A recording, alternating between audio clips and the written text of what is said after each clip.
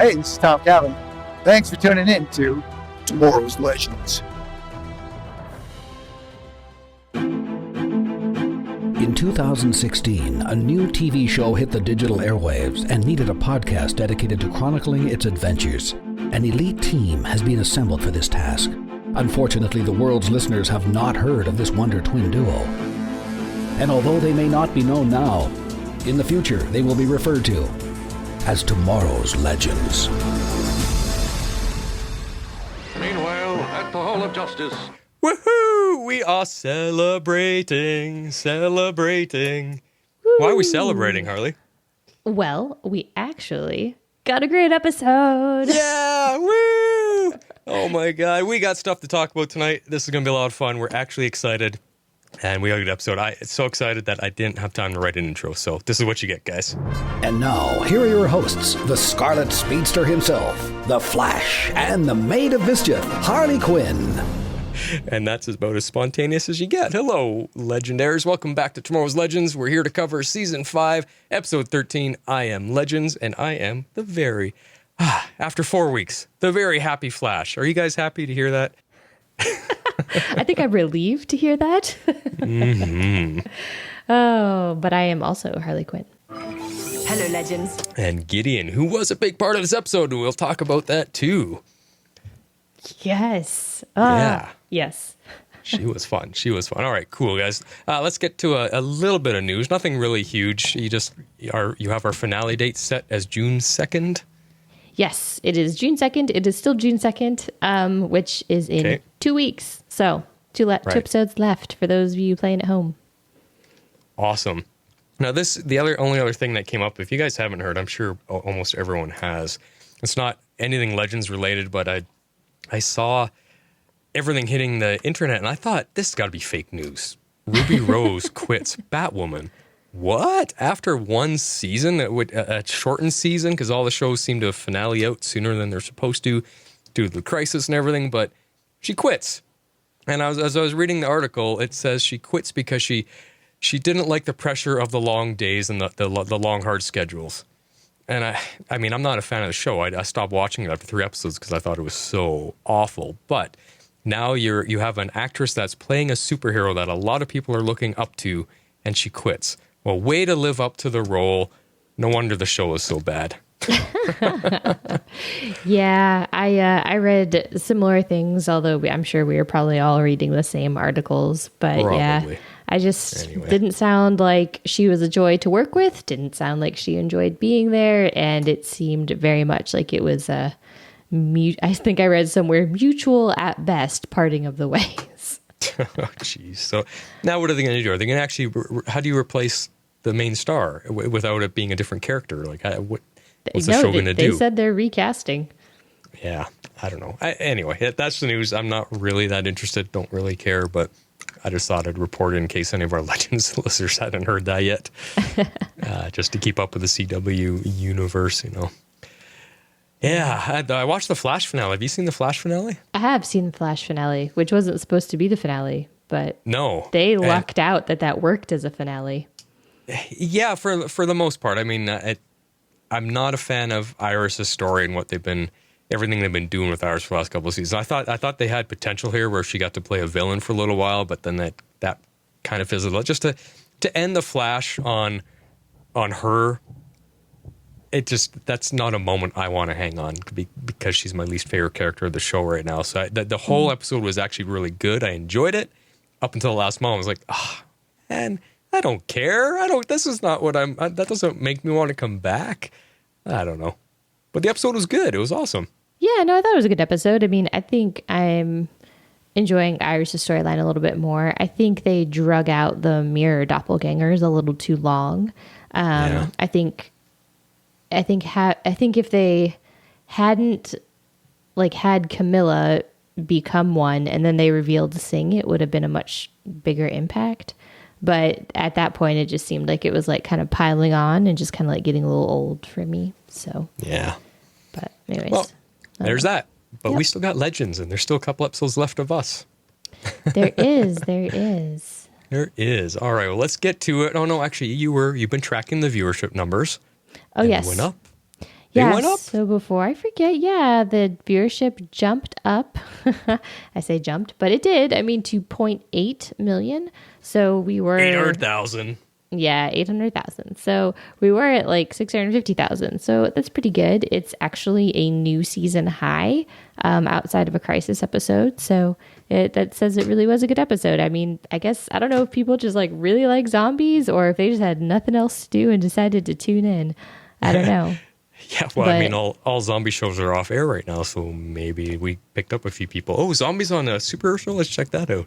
Yeah, I don't know. So, I mean, the trailer was good. Must have worked. So they got a lot of people that came in and saw it because viewership kind of pretty rapidly picked up from last week to this week. So I thought that was interesting.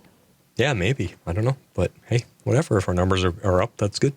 Despite it being a good or bad episode, if it's climbing. But the thing is, we only got, 2 episodes left after this now, or 1? 2. 2. So 800,000 people. That's funny because I was just reading an article about one of my other favorite shows, Hawaii Five-0, that just ended. And they're like, oh, well, Hawaii Five-0's numbers have been a little bit down in the last couple seasons because this was his 10th season. They're like, they're still getting about 7.5 million, but they're a little bit down. See, there's a good comparison of a normal network show. 7.5 million viewers is to them considered down. Yep. And we're not even at 1 million and our show's still hanging on. No, I know. It's crazy. I think some of the shows that I personally have watched that I think are the best that have had like the lowest viewership was Legion on FX, which was a fantastic show. If you've not watched that, you should go watch it. And The Americans, maybe at least in the early seasons. It was very critically acclaimed, and that's what kept it hanging on. But man, that was also an excellent show, also on FX. Cool. Well, speaking of excellent shows, now we're way off topic already here. So off topic. It's going to be a long one, guys. Me and Pavi Spivot just finished with The Witcher. We did a massive Netflix binge on The Witcher with Henry Cavill, as you guys know, as Superman. And yeah, that's a good show. 8 episodes in its first season. Really confusing, though. It took us about 5 episodes to figure out the timeline of everything. That people have to know if they're going to watch it, that it takes place in 2 different time periods, and there's no transition to tell you that. It just, you're watching 3 different storylines and it's transitioning between them, and they're 30 years apart, but eventually you figure it out. It's good though. Yeah, it's on my list. That and Lock and Key and Homecoming. I've got a lot, but pretty soon I don't have a whole lot else to do, so I'll be catching up on all my other TV. Well, there you go. Well, how about we get to our show tonight? What are you going to rate this one? I'm curious. All right, are you ready? I'm right. Can you tell? Like, my energy level is completely different tonight just because of a good episode. Also, I got like 0 sleep last night, so I'm exhausted. So if my energy level feels down, it is not because I didn't like the episode. And it is absolutely lack of sleep. As we sit here right now, it's almost 10 p.m. So I'm going to get loopy by the end. I'm just going to forewarn everybody. The hammer's coming out eventually. Let's get doing it. Come on, hurry up. Oh, God, yeah. Okay, so I rated this episode 9.0. We back, baby. And it's time to change everyone's fate. So Nice. We haven't had a 9 in a long time. I've not had a 9 in a long time, and I don't. Have you had a 9 all season? The Romeo and Juliet. Romeo and Juliet episode is the only one. Yeah, we probably both rated that one really high. Yeah. Anyways, this was a dang good episode, y'all. Like, I thoroughly enjoyed it. It was very intense and really well written. There were just like so many twists and turns of everything that was going on. I kind of actually lost count. And Gideon, hello, when she pops up on screen, oh my gosh, I was so surprised. I was so surprised by a lot of things in this episode, but that was probably the most like shocking, air quotes, I guess, moment for me, and very, very pleasantly so. I loved it. Well, shocking in a good way. There were some shocking and bad way moments this episode that we're going to talk about. That's true. But I don't really think the entire cast is going to remain dead, but we'll get to that. So anyways, I just wanted to say thanks for bringing it back around, writers. That was very well done. I very much enjoyed it. So yes, indeed. And what is your rating? I can't wait. I think we already said. I am right there with you. I am at a 9. 9 times Patty Spivot, poor Patty Spivot, covered her face. 'Cause she I hates was zombies. wondering. Oh, man. Now that is how you do an episode. That is our legends at their finest. That is what I know that our show can be like. And I'll apologize to everyone that disagrees with me, but we really have had garbage these last few weeks when you compare to what this episode delivered. What's the key differences? Only everything that makes a weekly show compelling to keep up with, like a well-written story that flows and continues the main plot points, risk and consequences that up the ante of the outcome, heroes having to fall before they can rise, or in other words, not everything is always plot twist helping, making it easy and hand-wavy because the writers can't write themselves out of the corners they put themselves in. There's emotions keeping you on the edge of worry, sadness, joy, and shock. I can go on, but simply, the list is glaringly obvious like a streaking red leather freak running by you when you compare this week with the last few. Let's get into this episode. Yes. Okay. Well said. Let's get into the episode. All right. Where are you kicking it off with? We're starting with Gary and Gideon. Yay! Because I love this, but this is going to really hop around the timeline. So sorry about that. But That's first of all, were you fooled? Because I pretty quickly clued in just because the way she was acting and talking to him just didn't seem quite right. So I don't know. Were you fooled or were you not? Yes. At first, I actually thought she was there because she's kind of showed up before. When she But first appears, though. Yeah, for the Yeah, first few me too. moments. But as it went on, I did sense something. But I actually never came up with an answer for myself. I just chalked it up to her never appearing to Gary before because I don't think he's ever met her. And plus, she's never relied on Gary to finish a mission. So I kind of took it that she was just doing what she had to do because she was kind of being a little bit strict with him. So I thought, she's just doing what she has to do to keep him in line, keep him focused. But then as the scenes played out, I clued in that she is probably the rabbit and in his head somehow. But I want to try to separate this. Why was he hearing Gideon in his head as, I'm guessing, the rabbit? Because the rabbit was his companion the whole time, but somehow he was thinking it was her, is the way I eventually took it. So Yes. why do we, was it actually Gideon speaking to him secretly through an earpiece or something? Or was he just loopy? Do you have an answer for that? Because I figured it out, but I didn't, the show gave us the answers, but we never understood why. Yeah. So, my take on it was that, he got zapped hard. Yes, electrocuted, yeah. Yeah. He did get zapped with her mainframe, but I don't know. I think because he was I feel like in a time like this, he would be asking Gideon what to do maybe. And so I think for him envisioning that she was there or having her there to help him, to give him confidence and to quote, tell him what to do, even though he knew what he needed to do, was kind of just what he needed at that point. So I think the jolt sort of not scrambled his brain, but just sort of made him kind of see this vision that he needed to see to kind of get him through the situation and basically save the day. Because without him, they would have been able to use the rings in the Loom of Fate, and they wouldn't have bought enough time. I guess you can look at it in a couple different ways, but for Charlie to come back so that they had a representative for Team Legends. Right.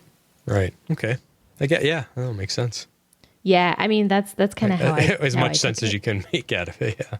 Yeah, it was awesome to see the actress. I love it when she appears. So I think they were just sort of not necessarily playing on the fact that Gary, quote, knows what Gideon looks like, but that we did. And so that when we saw Amy Pemberton, we would clue in and be like, oh my gosh, there's Gideon. Because I had that, before she even speaks, you have that initial recognition. So, and that was just as fun. Yeah, I loved getting to see her. It was a total giddy moment of excitement because she's so much fun. Yes, she's a beautiful actress, but I just love how she plays it. We don't get to see her very often, but when she's there in the physical form, she still plays it just as snarky, just as fun as when she's only voicing the role. Like, she comes to life really believably in it, and that's what's so great about it. I know. You know, and I just, again, how many times, we're going to sound like broken records, but when is the show going to realize that they need to make her a real member of the team, like we've talked about so many times? Because she plays the part so well. They must acknowledge that. Every time they have her guest star, they must see that, man, this girl is good. We've got to make her part of the show somehow. Not just a voice. I know. Yeah, it would be great. I mean, I'm glad they can end up keeping her in whatever like limited capacity. I mean, I guess if she's just doing voiceover work, she can go into a studio and record all her lines in an hour and she's done. Yeah, like it's not that difficult. But yeah, it would be great to have her more live action. I'm gonna tweet at them from our account. I think I'm gonna tweet at them a link to Andromeda where you can see an actual android coming to life on the ship and being a member of the crew. Here's an idea, guys, from a show that's over 10 years old. Why don't you borrow from it and make your own, your own version of it? Because it'd be great. It would be pretty great. It would be pretty great. That's for sure. So I sort of started talking about this already, but let's kind of keep going with it. So we do notice that Gary, he succeeds in stalling the two of the fates, Atropos and Lachesis, for long enough that it basically buys Charlie enough time to be the one who comes back to the Wave Rider, which I guess I probably should have seen that coming, but I didn't. The way in which it ends up playing out, I didn't really predict. But so that happened, and then he kind of redeems Astra, or really, I guess, talks Astra off the ledge, because without him doing that, if she would have gotten the rings from him, because we all know he wouldn't have held out under like actual torture, then she would have been using the rings with, or the loom with the other two fates. So I don't know. I thought that was, it was kind of just interesting. Gary did kind of save the day. He did really great this time around. He was brave. I mean, for Gary type of bravery, he had heroic moments. He was trying his best to save all of them. And he wasn't annoying. This was the enjoyable part of Gary. This is when they didn't shove him full of just stupidity and comedy. He got to be like a member of the team, and it was really enjoyable to watch. He was their last hope at this point. And I mean, just some of the scenes, I loved how quick he was at switching between the smooth and sultry to Gideon when he's trying to, play up to her, to being the usual dork that he was. I mean, it was such a fast transition. He was so good at it. This actor is so much fun. I love having him on the show. When he gets parts like this to get to play with, it really shows what he can do. And then I also love that ring trick that he did. I mean, he's learning really good magic from Constantine, and he's learned. I mean, that trick when he's holding the rings and he just kind of makes them disappear as he passes. That's a perfect magician's trick. It was awesome. Well done, Gary. It was. I enjoy that. I like it that they're kind of using him as like their backup wizard, for lack of a better way to put it. Yeah. I kind of like that, and I agree. I love the actor. I think he does a great job with the part, and it's a fun part. I do like Gary. So it is. Now, what I found odd though with his scenes is when he was sneaking around the ship, and he's like 10 feet away from Atropos. I know. She's a god. How do the gods not at least sense that he's right there? I don't understand. If they're gods, they would know that. They would feel it. They would sense this. Whatever their godly powers are, she should have sensed him. That's the only part I was like, come on. He's right there. She would at least hear him with her super hearing. I don't know. I don't know. Does she have super hearing? I have no idea. Still, they're gods. Come on. I just go with TV convenience at that point. So that's kind of where I'm coming from. TV convenience, yeah. I mean, there's a lot of things like that. Like, I mean, because of the camera angles, they can't be like, 20 feet apart like they should be. He has to be like right behind her, like, oh, she's not going to see me if I'm just slightly kind of maybe a little bit behind this pillar. Yeah, just out of her peripheral vision. Yeah. I don't know. But yeah. Now, when he gets run through at the very end, talk about jumping over, I'm going to jump for you here. The very end of the episode, holy crap. Here we thought he was the hero, he saved the day, and he gets stabbed right through the heart. I know. That was a shock that I didn't expect. It was a definite cry, oh no moment, because I did not expect that at all, for him to get run through. That surprised me big time. That surprised me too. I think it was I guess technically the second to die, because Astra dies, then Gary dies, then they cut to all of the legends struggling, right? Yeah. Yeah. I didn't expect you there. There were, like I said, there was a lot of twists and turns this episode, and many of the deaths or supposed deaths throughout the episode, there were a lot of instances where you think people die, that they don't, and then you think that they won't die because it's a TV show, and then they do. So, which we'll get to. I mean, let's jump to that if you. But we'll finish your final point on Gary, and then let's move on. Well, that's all I had left to say about him. Yeah, but we got a lot more to say about some other stuff. But yes. Yeah, I didn't. That was about Gary. Just he was the initial shock. I mean, yes. You can see our heroes getting surrounded by a bunch of zombies. That there's a chance they might not make it out of here. Gary, it seemed like he was in the clear. He made it. They beat the gods in that moment, and nope. I mean that was a shock. Yeah. That's all. No, I agree. But it was good. Well, let's go to England. I mean, we've got a zombie apocalypse. Let's jump to that point. We do. So, welcome to the point, or I guess plot A of the episode, the main thing that they're trying to do. Basically, the legends are trying to make it to London during a zombie apocalypse. And mayhem ensues. And it was a cool effect. And I mean, even the idea, the concept was cool to show that when she casts the spell or whatever the magic was to bring all the dead to life, they show you that picture of England, the map of it, and you see all of England just slowly turning black as the black smoke or ooze kind of spreads out and covers the entire country, which is basically showing us the affected area of what she just did. I thought that was a really cool effect. I liked it. It was a cool effect, and it was an interesting use of her magic, I guess. I mean, we kind of got a little bit of a taste for it during, what was it, a couple episodes ago, the supernatural one. Yeah. So. Now, before we go ahead, the other thing I wanted to mention, though, is right in the beginning of this, Ava mentions the Time Bureau safe houses, which I thought was really, really cool because they're still drawing on old plot lines from earlier seasons to keep her history relevant to our story. That, she was the director of the Time Bureau. She should know about things like that. And the fact that it's not just all gone, I think was really cool. And I love that they went to an old pub in England, and she had to have a retina scanner to unlock the cash drawer, which was where everything was hiding. I mean, it was cool. It was really James Bond kind of super spy stuff, It felt very spy caper. Yes, I agree. Yeah, and I liked that. It. I liked that bit that there were Time Bureau safe houses. I think that was a cool little drop because I have a feeling we're going to continue to use those. I don't know if in the future of this season, but possibly next season that could potentially be helpful. Although I guess if they're going up against aliens, maybe we'll be more in space. I don't really know. That's not speculation I really want to get into right now, but I did like that. I thought it was cool too. It was. Now, another thing, we were talking about this last week because our episode ended with, hey, we're immortal for a day.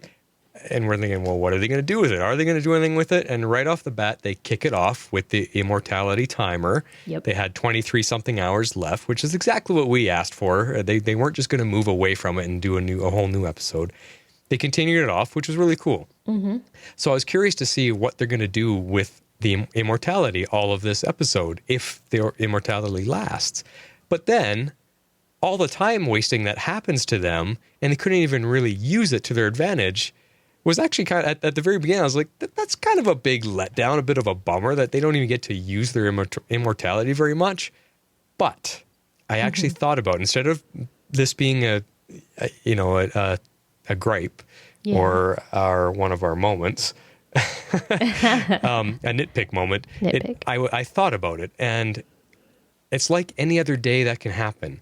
Nothing went their way, and a day can go by so fast when you're traveling, especially when you're waiting for buses or taxi cabs or whatever. I mean, you see it if you watch The Amazing Race. I've experienced it when I played a local version of it was called the City Chase, and you're only allowed to use buses to get around the city to perform all these tasks. And you missed the bus, and now you're waiting half an hour for the next one to come. Things like that. Stuff happens. you miss the bus and you miss the timer. So a day can go by super fast. And so even though this episode, even though them not getting to use their immortality, it can feel like that was a big idea, a big lead up to something that could be cool. Yay, our legends are immortal. What are they going to do? And then it fizzles out real fast. It's really on par. Like it's par for the course for the legends course. I mean, nothing ever goes right for them or comes easy. There's something that always gets messed up.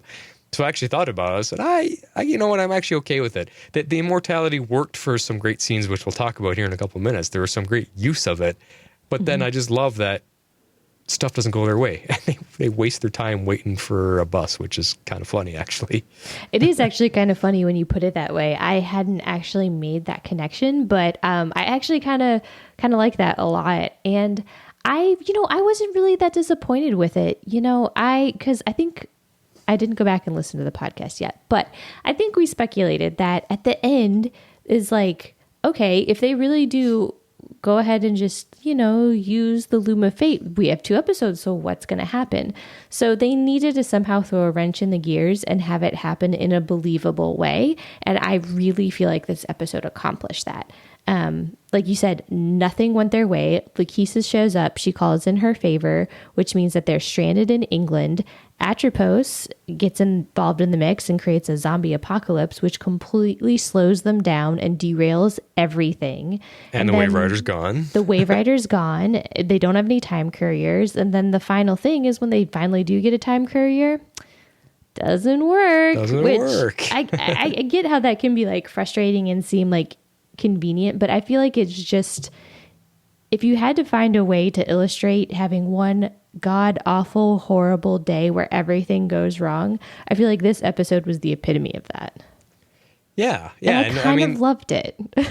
It worked. It's because there wasn't hand wavy plot twists taking place here to make the job easier for them, which I'll come back to that point later. It made sense why things didn't go their way, and it worked so well, and they had to deal with, how do you travel on foot? They're so used to just jumping around through time, just snapping the fingers. So exactly, that was good. Which, I mean, all of the stuff we just said kind of leads into your next point, why this happened to both of us. Exactly. So this next point, I completely, literally twice throughout my first watch forgot they were immortal. And the first comes when the soldiers just straight up shoot Ava in the head. I jumped off the couch. I was like, oh my God, what just happened? And then she just stands back up and I'm like, oh, duh. They're immortal. But someone smacked you in the head. Exactly. I was like, oh my God, they just killed Ava. Oh my God, they just killed Ava. I totally reacted the exact same way. Because of everything we just talked about, they really did a good job taking our focus away from the fact that they're immortal. They did. Because at that moment, it was another wow, shocking moment. A WTF, oh yeah, holy crap, she is immortal. I totally forgot that. And it shocked me because the physicality of the actress, which I'm going to get into later. Oh my gosh. The way she threw her head back and went to the ground, holy crap. And I didn't know where she got shot. But when she jumps up and the bullet's, working its way out of her forehead, I was like, what? Even at that moment, I was thinking, does her cloning technology allow, she can't be shot? What's going on? Oh my God, immortality, duh. My mind was racing in that moment, but I think because of the shock made me momentarily stupid and I couldn't remember. It was a cool, neat idea. And I want to add to it because we're going to talk about her a little bit here, but I think this season, my winner of favorite character is Ava. Yes. Maybe even more so the actress, because it's her physical ability for everything, whether it's doing the action, because she's really good at the action, the fighting and the moving and the dancing and all that, or more so even the comedy. She is so awesome at the physical comedy. It cracks me up. I'm laughing more at her than I am at anyone else this season. And it's all that immortality stuff. I mean, all of them did it great this episode, but showing them survive otherwise brutal accidents, it was gross, but it was also so fun.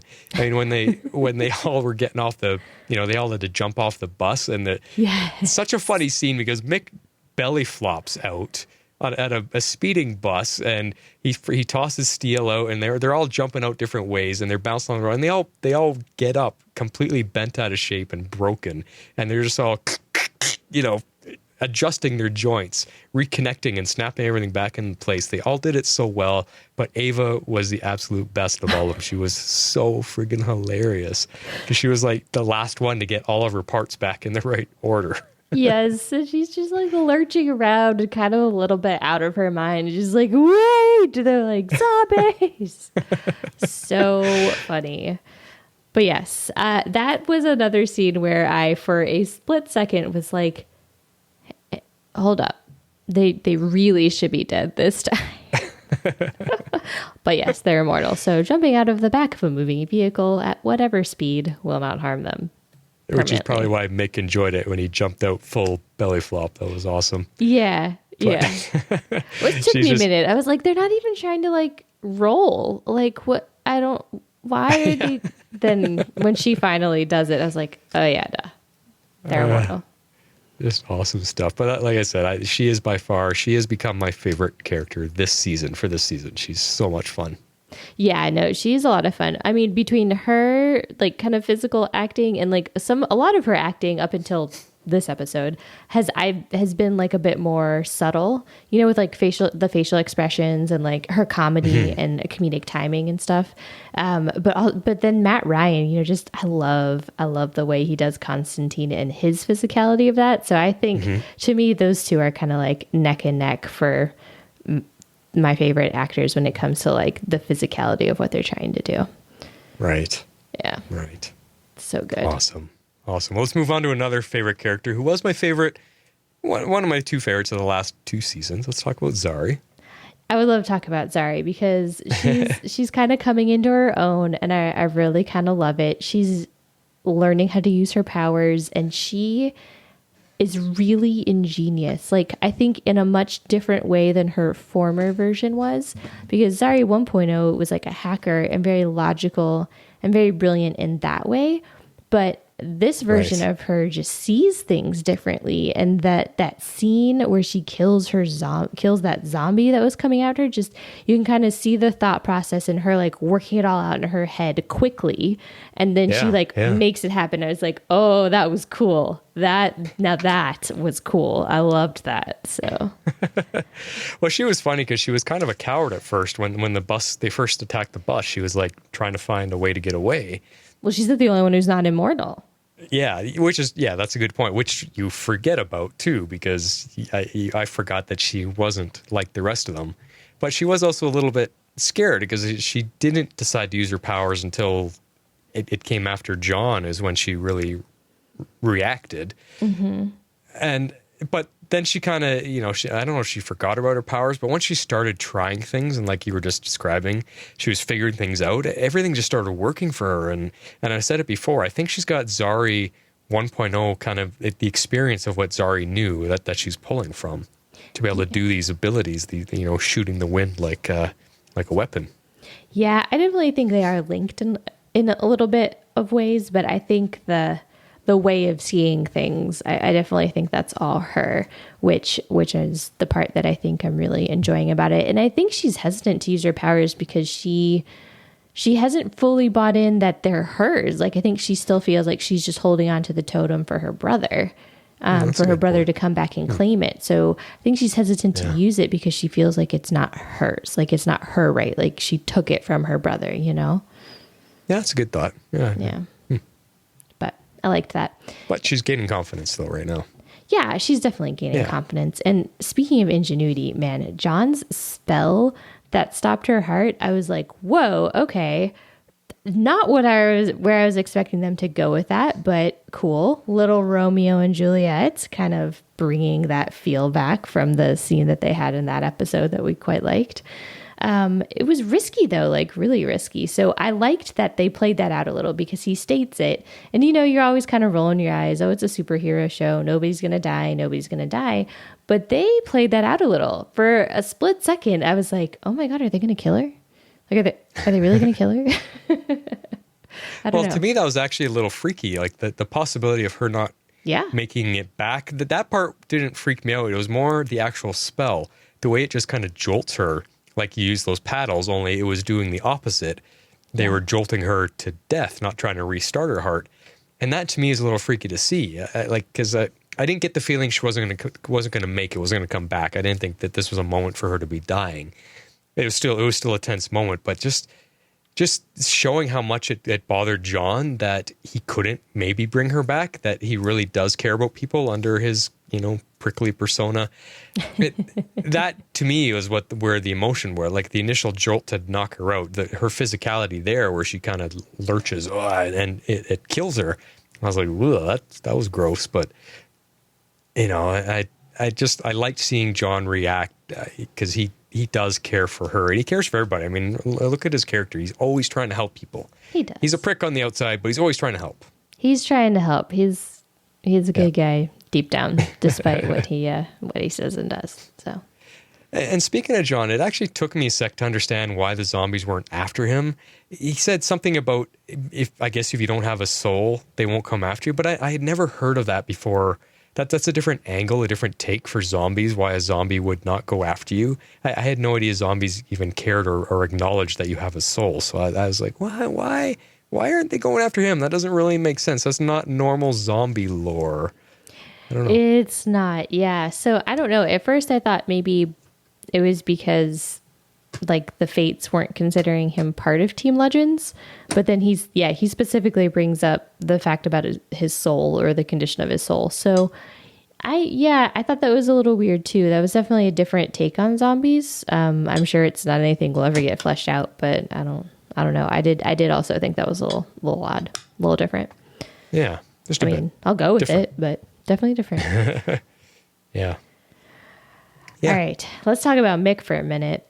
So going back to them being in the back of this van, I kind of love that they leaned into like his brilliance, if you will. So like, I just kind of loved when he's like, "Oh yeah, I've been in one of these before. Oh yeah, go over to this door. Yeah, just punch this out and then we're free." And Ava's totally like, "Yeah, that wasn't part of the plan, but yeah, let's go with it." Okay. That's the moment you're talking about. Yeah, I like that because he acknowledges, hey, wait a second, I've escaped from this stuff before. Exactly, yeah. And which kind of it ties into him as Heat Wave, but it also could link to Prison Break because Prison Break, breaking out of a prison truck, kind of makes sense. And right? I've never seen Prison Break, but is there a scene like that in Prison Break? I don't know. We'd have to ask Patty Spivot, but I kind of linked both ideas to, hey, there's two different ways that he's been used to being locked up before, so exactly. He knows a way out of it, which is kind of cool. And he's just what did he call Steel? He called him something. What did he call Nate? And he said, "Hey, get over here." I thought he said just like Steel Boy or something like that. Punch here, and it's just it's pretty funny. And he's like, okay. Yeah. It just everything about this episode was just such smooth flowing action, well written comedy and emotions. It just all effortlessly worked and flowed together. There was nothing that actually stopped and make you go, that didn't work. Like what? That would make you feel weird because something's not clicking on the edge. It went so smoothly. It was awesome. Yeah, it was. Okay. Other things about this episode that are awesome. I'm doing great with the segues tonight. I loved the music. I really felt that the music in this episode is what made it. And I think where it really stood out to me was the scene where Constantine is carrying dead, quote unquote, to the van. It was a really tense moment, but it was almost like the Constantine themed music, if you will. It was definitely more like Constantine-y. And that with the zombies just kind of like ignoring him because she's dead and apparently they don't want his soul. So they're just like kind of like doing these like weird stuff, but they had just the type of music that they had overlaid with it. I just thought it was brilliant. And I think it just made that whole scene for me. Well, that scene and the whole episode, I mean, there's a lot of tense moments during this entire episode. It really had that the music really had that panicky, oh God type of pace to it. It was good. And it just, it just kept you on the edge because you just didn't know what was coming next or what if they're going to make it. There was just all those feelings, and the music really plays into that, like it always does. If you don't have a good a good bed of audio to go with what you're visually seeing, it won't sell it as well. So it was good. I know. And I love this composer. I mean, he does many of our CW shows, but he is so good. Yeah. So good. Okay. Speaking of John and Zari. Yeah, I was going to say, where are we? Lost my place for a second. John and Zari. Toads called it. They definitely had a connection. Yes. It's nice to see something a little different than just Nate and Zari. So I don't know. I'm going with it for a second. We'll see what they do with this. Well, first off, did you notice how clean shaved John was this episode? He's never been clean shaven. He's always scruffy. He got a haircut. Yeah, and clean shaven. All he had was Yeah. shadow. There was no stubble. Yeah. So, yeah, that's He what I cleaned noticed. himself up. Very, very different. But I thought John and Zari were absolutely hilarious together this week. Really fun to watch. They really play off each other well. The lines written for them, their dialogue was so well done. They had just awesome moments together. It didn't feel forced. It didn't feel contrived. It didn't feel anything but fun. And I loved it. And then, of course, you top it off with a quick shag, which I think is really all that was. Yes. That's John's character. And I think Zari just needed to get that out of her system. And, that's part of her changing her uptightness, I think, is to just be a little bit reckless. For sure. Yeah. No, I liked it. I thought it was well done. I loved it. They're just like screaming at each other. And he's like, I'm going to go. And she's like, fine, go. And it's just like this whole thing back and forth. And then they just kiss. I'm like, classic. Yeah. I mean, it was building up to it. You could see it coming, but it's still, I'm okay with it. I think it was just a shag. I think wasn't so, anything too. that's going to last. Yeah. I hope so. Yeah. We'll see what they do with it. But yeah, it was definitely good. Okay, so I am going to bring up, speaking of classic things, what I think was a very classic Legends scene. And I know this may be coming back later. Took a sneak peek. But the round table talk, as I have labeled it, I loved this scene. It was so good. And when I say classic Legends, I mean, every season I think we have the episode where there's a poignant talk. I think it's mostly around a table of the entire team just getting together and saying, you know what? I love you guys. And I loved it. It was so good. And just, we're missing some of our favorites, but at the same time, it still felt like, even though there were several new people, it still felt as if they'd all always been there the entire time. And I loved it. Yeah. And I like how you explain that. I was wondering what to you denotes a classic Legends moment. So I'm glad that you explained that, because I've got one coming up too. I took your idea about what to us makes a classic Legends moment, and yeah, we'll get to mine coming up. But yeah, that's cool. It is a moment. I don't want to get into it too much because it's coming up soon. Yeah. So let's move on to your next point.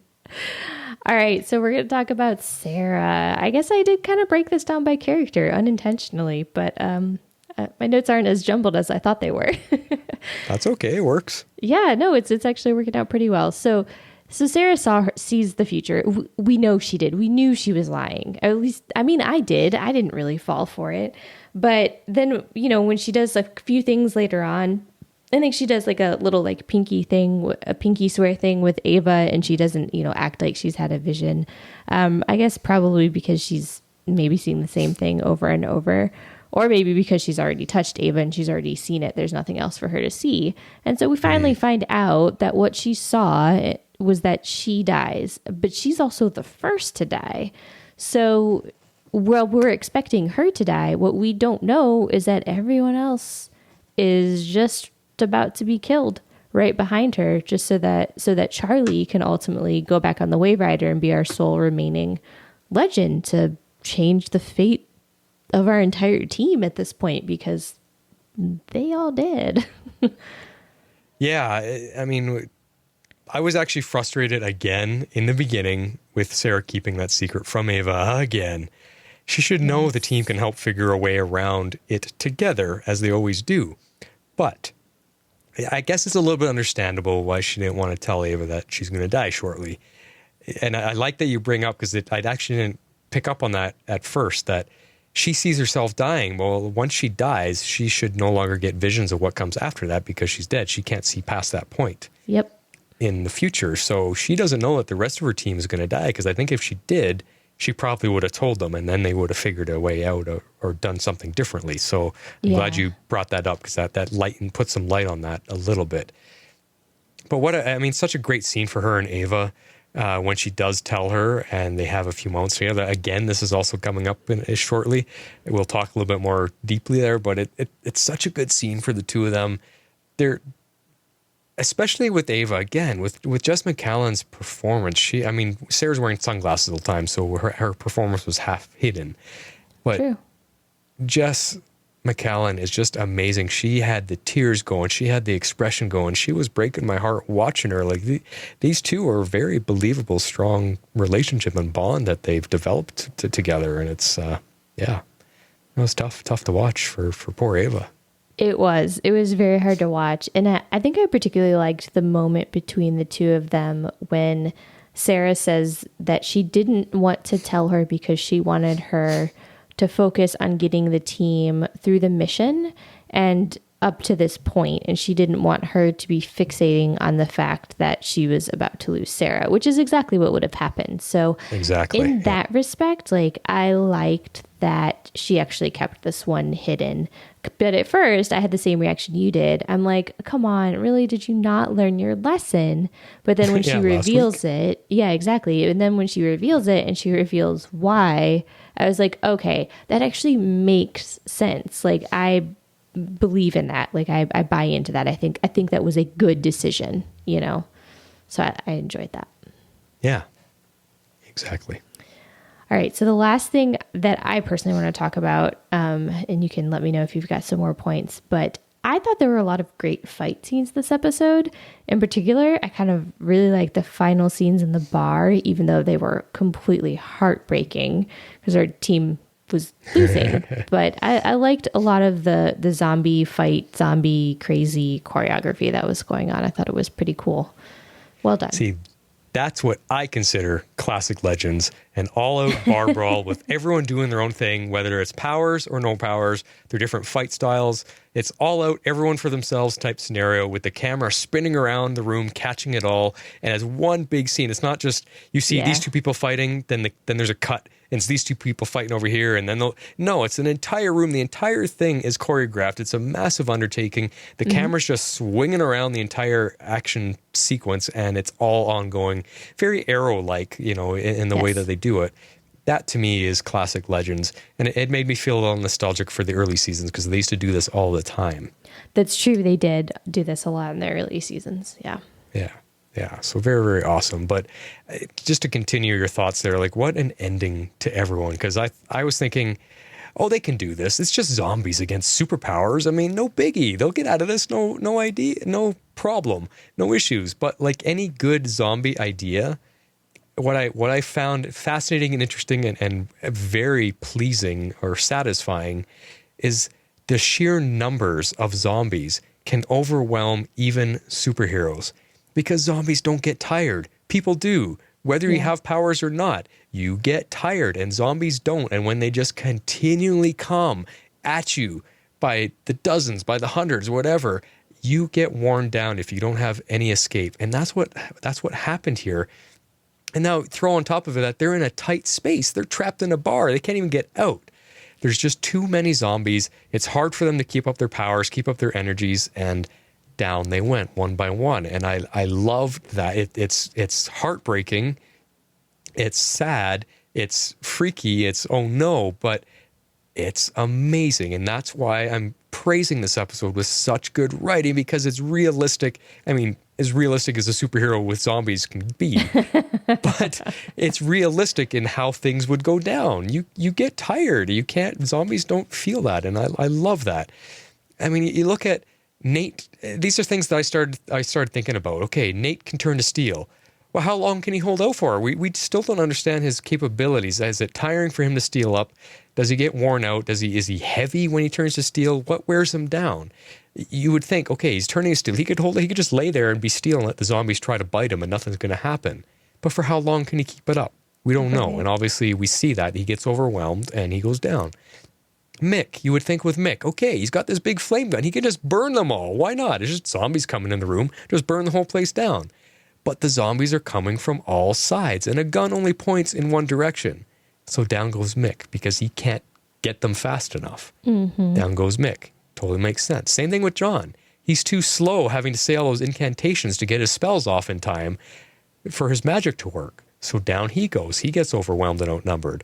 Sarah, she can only kick and punch so many times. I mean, she's got no superpowers, like physical powers, so she's going to wear out pretty quickly. You can only punch and kick so many times.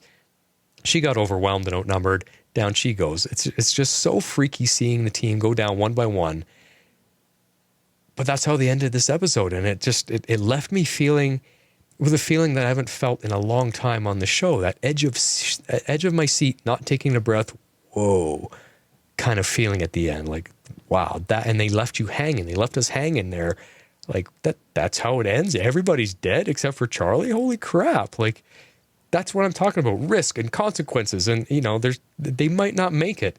That's what is such good writing about this episode, and it makes sense that they can't simply beat a bunch of zombies because of the sheer numbers. It's realistic sense. You put yourself in that position, you're not going to hold up for very long. You're going to get tired. You've got to look for an escape. You've got to run. That's the only way. Unless you're only facing 4 or 5 zombies, when there's hundreds coming at you, you have to run. That's your only option. You cannot stand there toe to toe. Nobody can. Yep. Nope. But they couldn't leave because they needed the time portal. So, yeah. No. Yeah.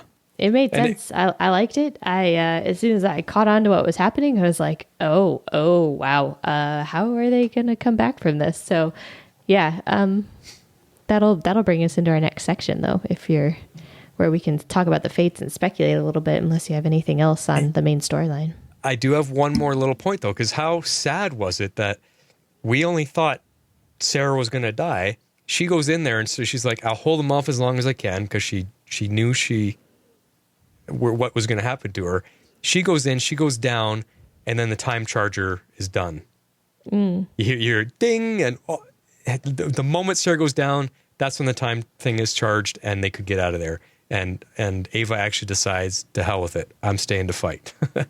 Yeah, well, because I think she realized that unless they kept up the distraction, that no one had a chance of getting through the portal, which for whatever reason opened on the other side of the bar, which I thought was kind of funny. So, but they bought her enough time to sprint across the bar and get through the portal. So she did. Yeah, that's true.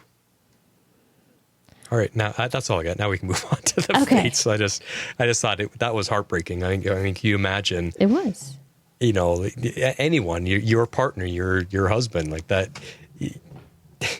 The moment they go down is the moment that the thing that could save them comes into your hands, and you just like seconds too late. Yeah, that's heartbreaking. It is, and Sarah knew it too. That's hard, but she stayed strong. She's a good captain down to the end.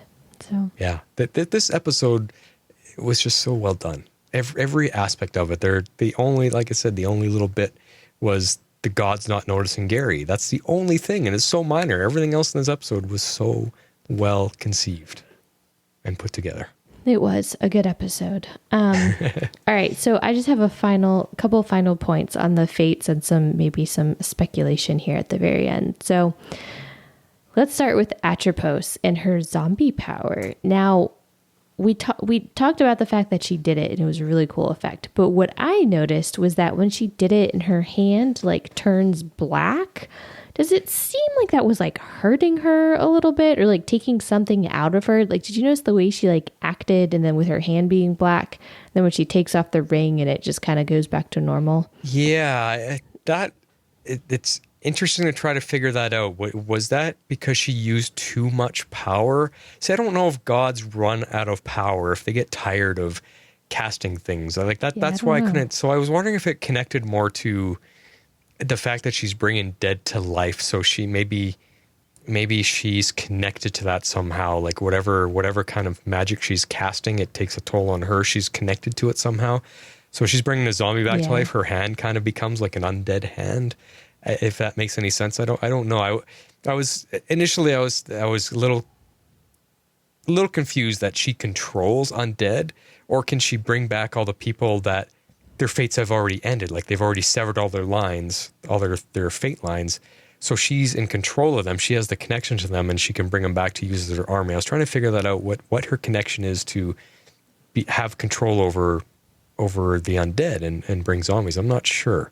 I agree with your point there. I think it has to be related to the fact that she ends their lives. She cuts their threads, so she can maybe manipulate them or control them as zombies or something. I could buy that. Yeah, it's just like I said, with her hand deteriorating, that just must be because she's connected to them. I don't know. I can't see a god getting hurt by using their own abilities. I don't know. That one was a little bit strange. Yeah, that's why it was kind of confusing. So I wanted to bring it up. Okay. Now, but at least with the zombies, they weren't normal Walking Dead type lumbering zombies. They were fast ones. They were. And somewhat smart. I mean, they could open doors. They could do all kinds of things that we don't see zombies do ever. I know.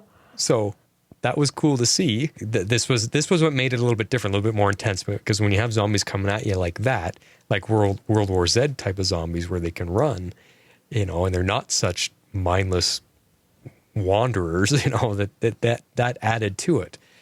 I got a question for you, though. It's something that I'm curious about. Did you notice that Lachesis is wearing a red pendant? Because they kept showing Astra wearing John Constantine's pendant, but then Lachesis also had the exact same size of pendant, but hers was pure red. I wonder what that means, if it means anything at all. I did notice she was wearing a pendant, and I think she always has been. I don't know. It'll be interesting to see if it's, I guess, more than just like a fashion statement. I don't know. I don't know if it means anything. But yeah, that is interesting. I didn't really think about the similarity between the way Astra was wearing John's coin and the way Lachesis is wearing her pendant. I don't know. There could be. Like who, if it's a similar item, what is who is she in control of? Or maybe it's hers. I don't know. Somehow. Yeah. Curious, because it stood out more this episode than it ever has before. It was like almost glowing red. It was very bright. Really? Interesting. I wonder if they did something with the lighting to make it stand out more. Yeah, not sure. Keep an eye on that. We will keep an eye on that. Now, this comes down to my final question and perhaps a little bit of speculation. So, how is Charlie going to spin all this? Like, literally spin all of this.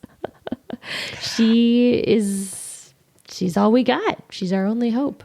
I'm not. She said, Star Wars anyone? Yeah. Yeah, I've been watching a lot of that around here. I'm not sure there either. She's on her own. She's all by herself. It's 1 against 2, unless you're including Astra. And she only shapeshifts. I don't really know. Dead. Yeah, I guess you're right. Okay, sorry, I got my timing off. She was there for a moment anyway. But I mean, what other powers does Charlie have? If she's one of the gods, she's Klothos. What was her role again as one of the 3 fates? Because all we've seen her do is shapeshift. She's the spinner. She's the spinner. So she's the one who weaves everything, which is why I said, how is she going to spin this? It's kind of in her hands. I don't know. Let's put this together. Let's see. She's the last one standing. What kind of a rescue plan do we think she can put together to beat the fates and get the team back? Do you have any ideas? It's going to have to be some crazy deception. I mean, she's done this once before, but she's going to have to do it differently because I'm sure her sisters will be expecting her to betray them, would be my guess. But she is also the one who is spinning fate, who is weaving the fabric of time, if you will, or the fabric of fate. So, in my opinion, she can determine how it all sort of plays out. I mean, because Lachesis just measures it and Atropos cuts it. So. Okay, so. But she's the one who's actually doing the spinning and forming. Right. So she's the one who makes it. Okay, so Lachesis just measures how long each person's fate is going to be. And then Charlie weaves it, and then Atropos is the one who gets to kill everyone when their fate comes to an end. So she could, it's got to be manipulation. She's going to have to be able to make them think that she's back with them and start weaving the world together the way they want it. But she'll have to weave in a backup plan, a something that they don't notice. that she changes, that can trick them or fool them, and you know, maybe the team comes back to life somewhere else on the world and they don't even know. I don't know. Something. Yeah. I'd love to hear fan theories on that one. Maybe we can get some feedback in from you guys next week on as to what you think before the show, because maybe we can use that as pre-show feedback. What do you think she can do to trick the sisters and form a rescue plan? I'd love to get some theories, and we'll play it as pre-show feedback, and we'll see how many people are right. That could be fun. Yeah. No, I think that's a good idea. So send us your speculation, and we'll see who was right. Yeah. Cool. All right. Well, that's all I got. I think that's it. Yeah. We, for as excited as we were, we ripped through that pretty fast. Well, I mean, it was a really great episode, but there's like key good chunks to talk about, but I mean, not a whole lot to like break down. So I thought it was good. That was good. Let's get into our quotes of the week. Shape out an eagle. All right. I'm excited about this. What was the winning funny quote from last week? Your favorite, the butt of steel. I'm telling you I can take it. Dude, it's 2020. We don't do that anymore. Dad, just do it. Yeah. It's like his ass is made of steel. Because it is. Because it is. I don't know. That cracks me up. That's a good one. Love it. Funniest thing for me since who writes this crap anyway? That's I love it. All right, what do you have for us this week? This week, the first one is called Mr. and Mrs. G. You're back to your long funny scenes because this one's too good. I could not find a good little spot in this one, so it's a good long scene, but it's hilarious. Mr. and Mrs. G. I got the rings. We make an amazing team. We should have our own spin-off. Gideon and Gary having adventures, solving problems, and saving the world. Brilliant song, Gary. You must teach it to me once you've managed to wrestle control of the Wave Rider from those pesky sisters. I know how we can do that. We'll blow up the ship. Or perhaps we'll do something just a smidge less suicidal. Oh, that sounds like fun. Let's track down a courier so we can jump the rest of the legends here. Well, what are we waiting for? Let's go to the lab and make those couriers ours. Gary, you're making me blush.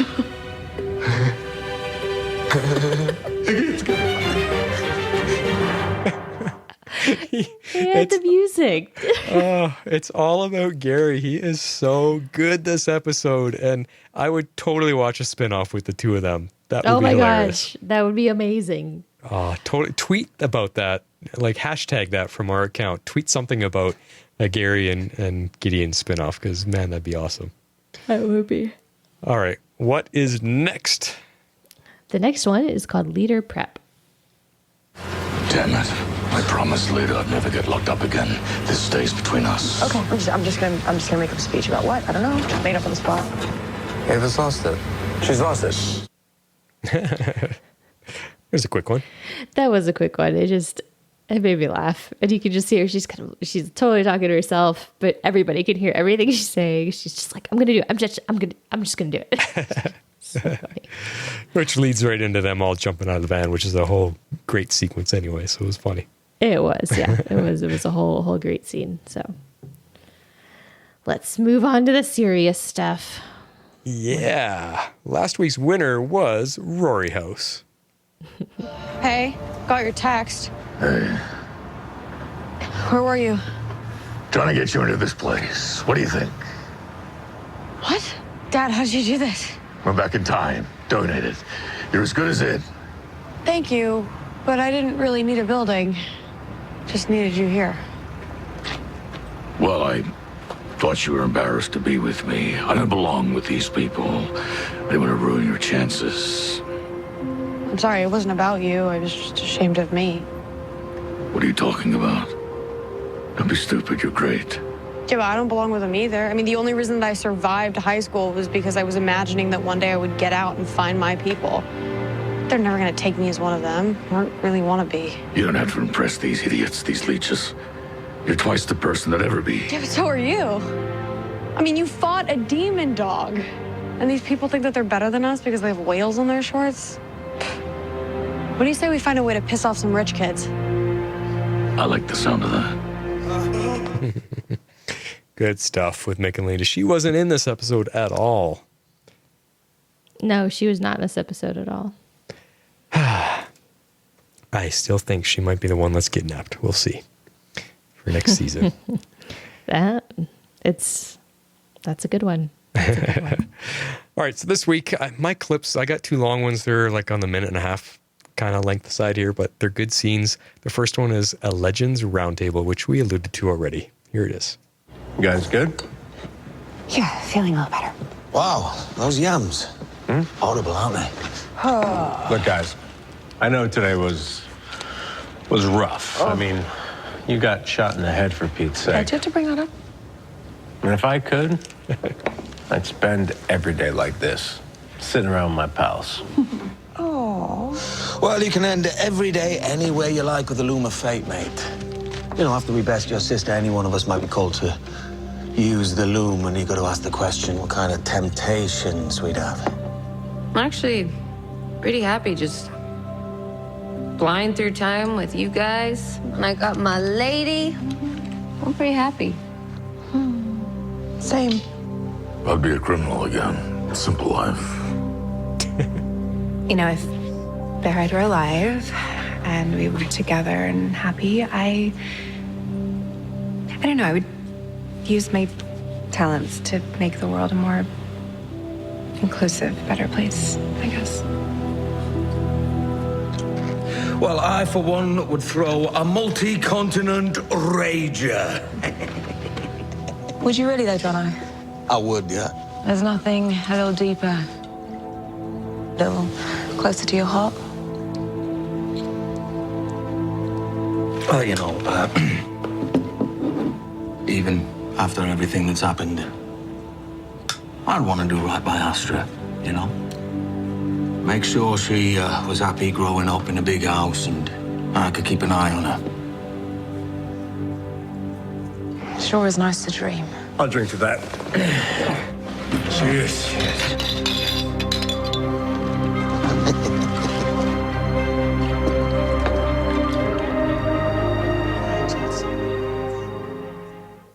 There's your classic Legends moment. I know. It was such a good scene. That's nice. I think it's nice for the crew, for the cast too. They just get to, because half of it is really about them as the actors getting to hang out as it is so much their characters as well. So it's kind of cool. Yeah, I agree. Next one I have for you is called Ava Lance, because I didn't know what else to call this one. It's the scene with Sarah and Ava, which basically comes 20 seconds after the scene we just had. What are you not telling me? Nothing. Come on. Let me guess. You didn't really lose your powers, yeah? You had a vision, and you saw the future, and you don't want to tell me about what happened. Am I right? The courier's not going to charge in time. In time for what? In time to escape before that front door gets busted down by what's outside. Why'd you lie to me, babe? Because my vision ended with me dying here. In this pub. Sorry, what? Oh my God, I can't really think straight. It's okay. This is why I didn't want to tell you. I didn't want to distract you from getting the team to this moment. Okay, so you've been saying goodbye and just pushing me to take over this whole time?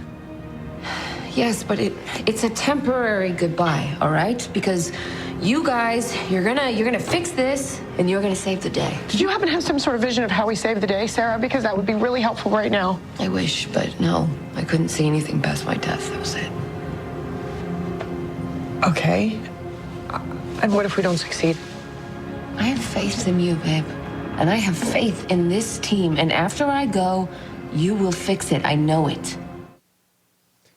Whoa. Again, it's Jess McCallan's performance. You can even hear it in her voice, the way it's crackling, the way she's so upset. She really deserves like really good gratification and acknowledgement for this episode. Yeah, no, she did a fantastic job, I thought. Yes. So, and that's what we got for you for our quotes. Let's move into feedback. Feedback. Formidable powers activate. All right. This week we got 3 emails and a voicemail. I'm going to read the first one because it's the shortest. I still muting myself all night. I'm going to let Harley here take the next 2 because they get a little bit longer. I'll see if I can work through Daryl Washington's email. He says, this episode really kept my attention. I'm so happy we saw the very attractive human form of Gideon. I just wish we saw it more often. I'm so with you, Daryl. Actually, we all are. You betrayed me first. You tell her, Astra. I will be disappointed if the phrase co-captains for life doesn't make it into the Ava Lance wedding vows. If the rings were just in Gary's pocket earlier before he did the spell, why didn't she just take them? She couldn't see them. That was the point of the spell. Yeah, I guess. It really seems like the show only has Zari care about John smoking because they'll be hooking up later. I'm not connecting to the John and Zari plot. I wish they did more with her character than trying to decide who should be her love interest. First, they didn't do Zari and Charlie. Then they didn't do Nate. And now they're trying their luck with Constantine. What would they have done if Zari and John had no chemistry on screen? I know they're coming back next week, but that bar fight climax got very intense and I was starting to be worried. That's from Daryl. Yeah, you know what? He makes a good point about it right now. Her story split is about saving her brother and who's she going to hook up with. So we can do without the who's she going to hook up with part. Even though her and John are working really well together, they can just be that. They can just be at each other's throats all the time without having to be in a relationship. So I don't think I'm kind of with you. I don't think it's necessarily going to go into a relationship, but we all know she's got a thing for the bad boys after Jonah Hex. So yeah, that's true. So but we'll see. But still, yeah, I sounds like you liked this episode, Daryl. I think. I think he did too. All right, you take her away, Harley. I am going to rest the voice. You take the next one, which is Arc Phase. All right, greetings, Wonder Twins. Despite there being 2 more episodes left, I think this would have made a really good last episode of the season. The suspense from all the legends being taken down by the zombies, Gary and Astra dying, Charlie giving in to help her sisters. This ended up a really exciting episode. We know that the legends will probably be brought back to life with the use of the loom, but it was still exciting nonetheless. This episode was almost like an episode of The Walking Dead with all the zombies randomly appearing. Yeah. I do wonder why Charlie couldn't shapeshift to a bird or why Constantine couldn't open up a portal to somewhere else. And who knew the Fates can use the rings individually? That's a good point. I did not. I wonder if they can... Oh, that might play into how Charlie saves the world or saves everybody, perhaps. Well, anyways, we'll see. But what can they do individually? What does each ring do? I don't know. Atropos can bring back zombies using the ring, so... Yeah, so maybe each ring ties into the role they had to play in the loom. Yeah, I guess. Okay. Interesting. I wonder if they can only use their own respective part of the loom. If so, I wonder what Charlie could do with her ring. Like bring people back to life? Yeah. I don't know. We'll see. We'll have to see. I wonder how Charlie will bring the legends back and how she will trick or convince her sisters to do it.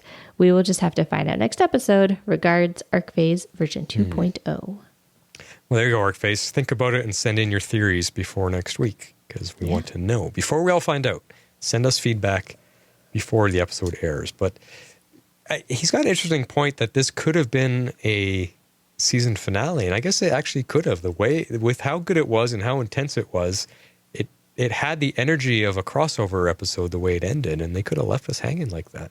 They could have. They don't usually do that on Legends, though. They've treated each season almost as an anthology season, even though... It's a separate story, yeah. Even though the characters are more or less the same. But yeah, each story is usually self-contained within each season with some residual effect rebooting, like carrying into the next season. Yeah, but not usually the entire plot line continuing where they have to finish it next season. That's never really happened on our show. Like you think of the season where it ended, like, was it season 2 or 3 that ended, where they landed in a where the Time Bureau now had a head office and there's dinosaurs running around the streets, and that's where it had to. Yeah, and that's where it had to pick up from next season, but it didn't really carry on with that. So yeah, it was cool. Yeah, and they've kind of always done that. So I'm sure this will be no different. So anyways, but yeah, could have been interesting. Yeah. Awesome. All right. Next up is a very long email from our friend Gary Johnson. I'm curious what he has to say. It's a long email, so I'll probably interject thoughts as you go. Just be prepared for that. Okay.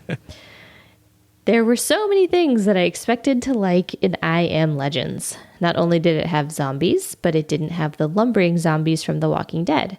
Had the kind of fast-moving zombies from Zombieland, which I prefer. Our heroes were also going to be immortal for a day. Certainly, immortality is a different concept than omnipotence, but still, our legends were going to have one of the fundamental powers of gods. That should have been exciting.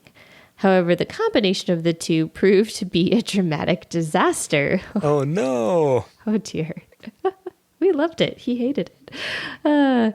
Even if you go into the episode understanding that none of the main players were going to die, making them all immortal, save for Zari, removed any aspect of danger. Oh, no, Carrie, we're not buying into it. Uh-oh. You and me are usually right on par with each other. What's going on, buddy?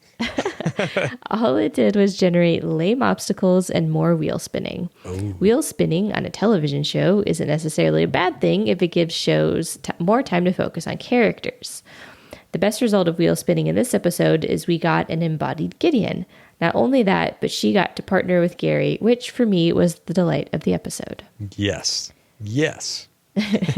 Certainly, Gary gets criticism, but he was the freaking hero of the episode. With Gideon's hallucinogenic help, Gary was able to secure the loom, and thanks to his apprenticeship with John, he was able to keep it away from two gods. And he convinced Astra to rely upon her inner goodness.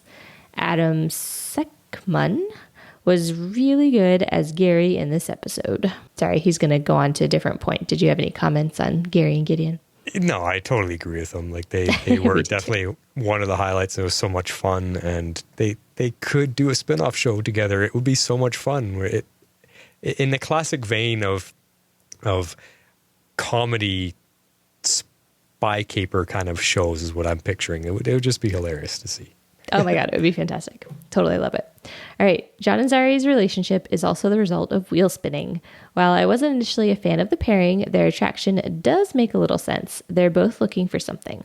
John needs some light in his life to balance the darkness, sorrow, and regret that burdens his soul. Zari needs a purpose greater than being an influencer and Kardashian clone, and John challenges her on that, allowing her to see that she can be more than that. We'll see where this relationship goes. See, I kind of like their pairing and their influence on each other. Yeah, their pairing is good, but just leave it at that. They can be good teammates. Yeah. Well, maybe this will get it out of their system, as Zari says. Yeah. The wheel spinning that bothered me the most was the Legend's attempt to get to London in time to get the time courier so they could get to the Wave Rider. On a side note, the Wave Rider needs better security. I know Lachesis and Atropos are gods, but did they really use godlike powers to take over the Wave Rider, or did they just walk right in? It appeared to me that they just walked right in. Yeah, because Astra stranded, she had a time courier, so she stranded the Legends in England, and yeah, they all walked right on the Wave Rider. There was nobody there, yeah, just Gary. There. Yeah, they didn't know Gary was there because he had gone back early, and Gideon wasn't expecting that, and they quickly disabled her. So, I don't know. I bought it. Yeah, I mean, they are gods. They should, if Gideon even put up a bit of a defense or a fight, I'm sure they could just, open the door with a snap of the fingers. Who knows? Yeah, I don't know. Interesting. But, of course, as soon as Zari held up the timer to track their immortality, I figured that the show would concoct a number of obstacles to prevent them from reaching their objective on time. The obstacles were pretty lame, though. It's hard for me. Boy, he sounds like me the last couple of weeks. I know. This is so different, Gary. It's hard for me to imagine that a master of the dark arts, a guy who can turn into steel, a dude with a righteous flamethrower, a ninja assassin, a shapeshifter, a wind totem bear, and a woman who ran a federal bureau could not find an easier way to make a 2-hour trip. Well, it was a zombie apocalypse, and everybody thought they were zombies. Yeah, well, hopefully some of the stuff we said makes them feel better. Hopefully, we'll see. Then, when they get there, they were thwarted by an uncharged time courier watch. Sorry, I should have read that incredulously. Insert whatever that word is, incredulousness. So you could say, then when they get there, they were thwarted by an uncharged time courier watch. There Really? we go. Thank you, Flash. Under normal circumstances, I would appreciate the humor in watching our legends have to wait on a bus to save the world or hang out in a bar and drink beer while a time courier is charging. But after the previous episode of Wheel Spinning, this was probably too much for me to bear. This was just lame. I so hope that the things we said might Turn energize him around. just a little bit. But hey, he's allowed to hate an episode. I hated the last one, so He is definitely allowed to hate and an I'm episode. just glad Yes. he's comfortable sharing his thoughts with us. Keep Exactly. going. He does have some good points. It worked for me, but he does have good points. Okay, so moving on. Stray observations. So I was really confused. Sarah finally revealed to Ava that she saw herself die. What I don't understand is if that was the case, why wouldn't she have also figured out a way to prevent that result? Like when she took preemptive actions in other situations. I the only thing I can think of is that she maybe knew or she figures they're going to get the Loom of Fate back together and change everyone's fate anyway. So if she has to die to let them get away to finish the mission, then that's probably what she was thinking. Yeah, I fully believe this was her sacrifice to save the team and that she was okay with that. I think if she had known that everyone else would die right behind her, It would have been different. It would have been different. Yes. But she couldn't exactly. see past that point. So we'll see if that helps. Next point. Watching our heroes die had no dramatic effect. Oh, okay. I disagree with you there, sir. Anyways. To me, the cliffhanger had the same problem that Marvel had with the end of Infinity War. We know they're coming back, so there was no sadness. Oh. I disagree. I bawled through Infinity War. Yeah. I mean, I understand his point. I mean, where Marvel screwed it up was for me with Spider-Man, because here's this young teenager who looks up to Tony Stark and thinks of him as a hero. And that was the emotional moment when Spider-Man died and he's like, I don't want to die. I don't want to die. And then he melts away. And then like, not even like a week or two after Infinity War comes out, they start showing trailers and talking about Spider-Man 2, the next movie, and showing clips of him swinging around. Like, well, you just kind of, you ruined the fact that we just had to accept the fact Spider-Man died. And then like that. So I understand where he's coming from, that, the show isn't ending here. They're coming back. It's going to be safe sometime. I get that. But it's how the show puts it together that can still make you feel. If you care about these characters, if you feel for them and the situation, you put yourself in the shoes of situations they're in, and the way the actors perform their parts, it's still dramatic. It's still a powerful story to tell. And it's still, there's still consequence. There's still something. They all die. Well, what if Charlie doesn't weave the loom properly? What if she screws it up? And Ava comes back, not a clone. Sarah comes back only liking men. Nick comes back, not a historian. Like, what if she screws something up? That's true. That's one way. That's one way to look at it. I don't know. It worked for me. It worked well for me. Infinity War worked for me as well. But there's just it. I understand where he's coming from, but to me, I think it depends on how they put it together. And this was written well. It was acted well. It was intense, and it's hard to watch our team members go down and the way they went down this episode. That's hard to watch, and you don't want to see them die. Yes, superheroes come back all too often, but if it's put together properly, it's hard to watch them die. And I think this one did it well. I think it was. I did. It was good for a TV show. If you're comparing a TV show to Avengers, I think they've done something pretty good. Whether you're comparing something that you didn't like, it's still, you're comparing it to a $150 million movie. So I give it props for that. That's a fair point. I don't know. It worked for me, but your points are very valid, Carrie. Yeah. We're not trying to take away from your feelings, because believe me, I'm right there with you with the Stein death. It still makes me mad. And we're just debating. That's all. We're having a discussion with it. It was okay. Look how many feedbackers did not agree with me over the last couple of weeks. So there you go. Yes, I know. There's been a lot of disagreement going around this season. It's made for very interesting discussion. I will say that. Yeah. All right. So he continues. If this was a mid-season finale or a season finale and we didn't know who would return and who would not, except that they always announced their casting way too early, that was me interjecting, then maybe those deaths would have more dramatic effect. Yes and no. It's not their MO to end on a cliffhanger, but even if they had done that in a season finale, I would argue it's the same thing. And you know that the CW is going to wait a month and announce all their casting anyway, and who's renewed what contract. So it wouldn't even really be a cliffhanger. It's the same problem. I know. They need to keep that stuff quiet. Like, you don't have to announce it. Nobody cared. That's not necessity. It's not a need to know type information. We just don't. Just surprise us. Leave it. Yeah, Leave it could be more dramatic. Absolutely. Like, it could be way more dramatic, but... Yeah, so that's where I agree with them for sure. Yeah. Absolutely. All right. Well, I understand none of the deaths are going to be permanent. Watching Sarah get overwhelmed by zombies was kind of traumatic to watch. Yes, absolutely it was. It reminded me of how I felt watching Noah's death in The Walking Dead. That scene, spoilers for The Walking Dead, y'all. I haven't watched The Walking Dead. Anyways, the scene is still shocking and still breaks my heart. So I don't know what he's talking about. Thoughts? Did you watch The Walking Dead? I do. I don't remember Noah's death, but I think he's just relating to the... Yeah, absolutely. That Sarah it was still shocking to watch Sarah go down like that. She just, Yes. Overwhelmed, like they all were. Yes, I know. There have been many character deaths where I have felt in a similar fashion. I let out an audible, "You've got to be effing kidding me," when Sarah didn't tell Ava right away what she saw. I think we all did, Carrie. I think we all did. This trope of keeping secrets to protect someone is pretty damn tired. Well, hopefully what the angle we came at it from maybe helped you a little bit there. Well, this episode was called I Am Legends. It had more in common with Shaun of the Dead. If you have not seen it, I highly recommend that you do. In that film, one I've seen. Yeah, that one I've seen too. In that film, the protagonist also had a final showdown against zombies at a pub. The Simon Pegg movie did a much better job of combining humor, horror, and heart, though. I don't think there was much humor in this Legends episode. This part of it, there was nothing funny about our... I struggled hardcore with funny this week, as you all probably could tell. All right. Lastly, I'm going to start a petition to get Amy Pemberton as at least a recurring embodied character. Hear, hear. Yes. See? Everybody wants it. Listen up, CW. Listen up, Legends. Come on. Let's do it. All right. Well, next week we get our Legends trapped on TV, meaning we finally get to see Sarah and Ava aboard a Star Trek vessel.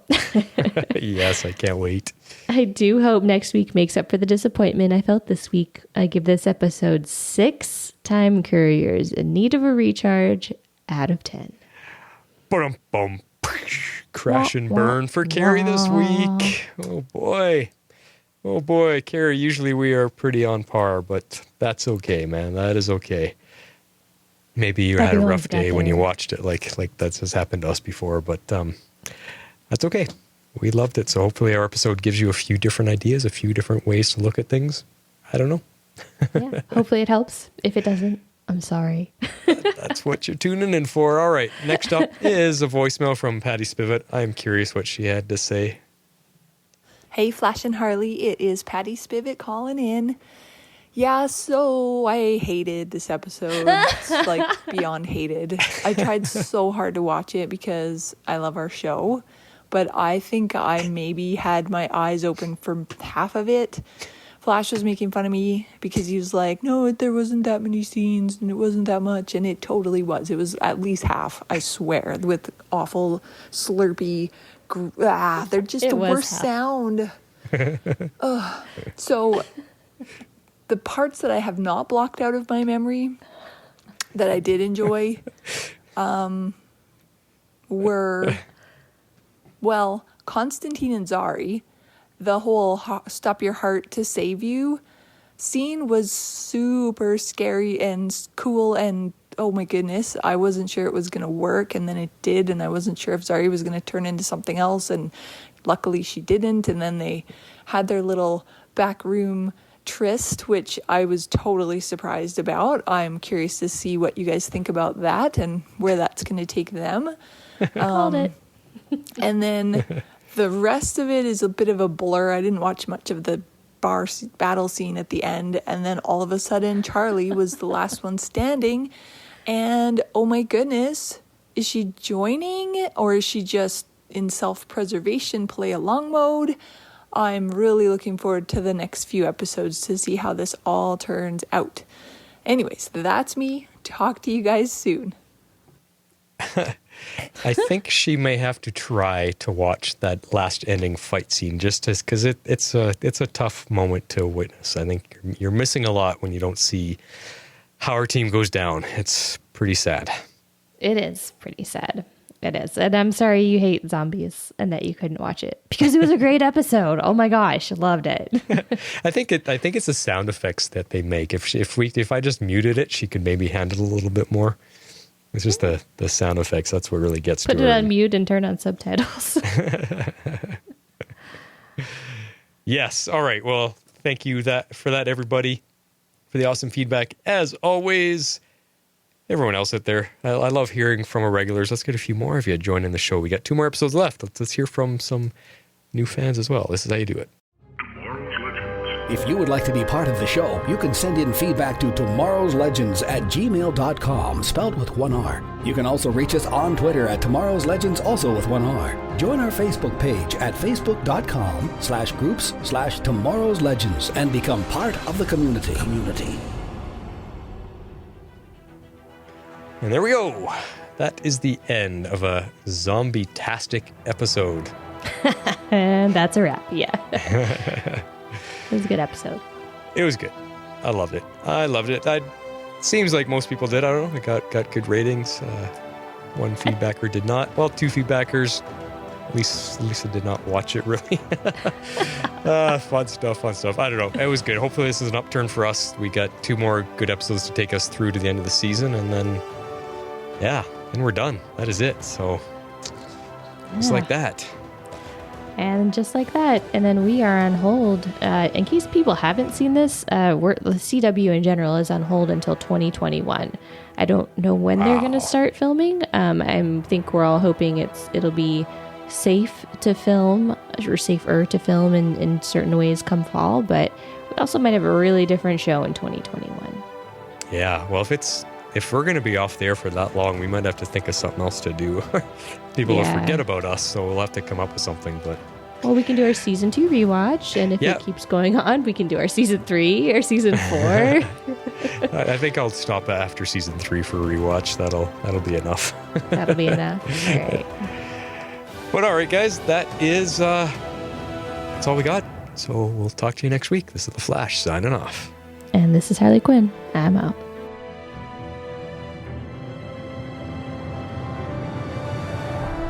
Tomorrow's Legends is not affiliated with CBS, Warner Brothers, or the CW.